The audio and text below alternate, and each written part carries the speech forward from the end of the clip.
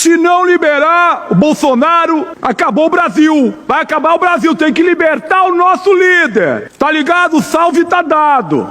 É esse tipo de político que tem a bandeira dos Estados Unidos como a sua bandeira, capacho dos Estados Unidos, é com essa linguagem delinquente, é com essa linguagem criminosa que a família Bolsonaro tenta fazer com que o Brasil se ajoelhe perante os Estados Unidos para que o Bolsonaro e todos os seus apoiadores mais próximos que organizaram um golpe de Estado sejam libertados. E mais, Trump colocando uma taxa de 50% sobre as exportações brasileiras, exige que o governo brasileiro, ou seja, o executivo, interfira no judiciário para que o Bolsonaro não seja condenado, não seja preso. Quer dizer, exige que exista uma intervenção do executivo em outro poder, o que é típico de uma ditadura. E quem está articulando isso é Eduardo Bolsonaro, seguindo os comandos do Jair Bolsonaro e aplaudido pelo Tarcísio de Freitas. No dia em que nós tínhamos pescados que estavam parados dentro de containers, 58 containers de pescado, Bolsonaro, no dia que o Trump baixou a taxa de 50% sobre as exportações, foi comer um churrasco com o Tarcísio de Freitas, para eles comemorarem, porque o Brasil estava sendo atacado por um país estrangeiro, quebrando a economia. Justo Bolsonaro,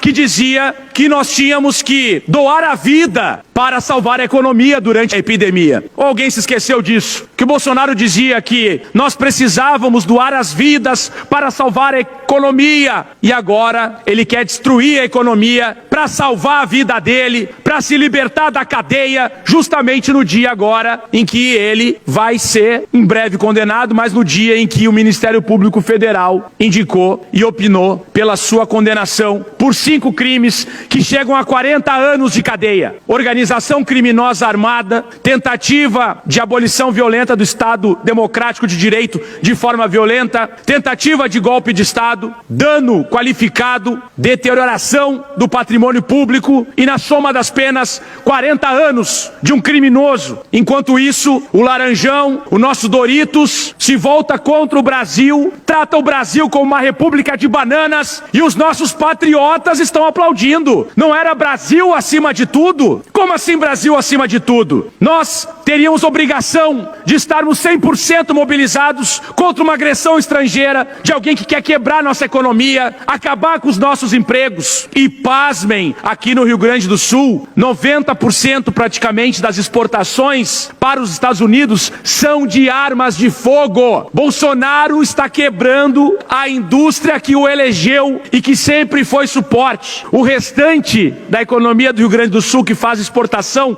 para os Estados Unidos é do agronegócio. Justamente os tratores que estavam trancando estradas após a derrota no segundo turno. Eu quero saber o que vai falar a Fiesp, eu quero saber o que vai falar a Fiergues, eu quero saber o que vai falar a Federasul, porque não é possível que a gente possa assimilar uma situação dessas, uma atitude de sequestrador, que é a que a família Bolsonaro e a extrema-direita fascista estão fazendo com o nosso país. É típico de sequestrador, é coisa de gente criminosa, de Orcrim, organização criminosa. E a economia foi colocada contra a parede com uma arma na cabeça e aí eles vão atirar. Mas felizmente nós não temos um presidente capacho, porque tudo que o Trump quer e os Estados Unidos querem é favorecer os Estados Unidos. Mas para isso no Brasil eles precisam de um capacho, eles precisam de um Bolsonaro, eles precisam de um Tarcísio, eles precisam de um Caiado, bando de capacho, um Zema, porque esses entregam de graça o Brasil. Esses aí, se favorecer o bolsinho deles e eles tiverem a possibilidade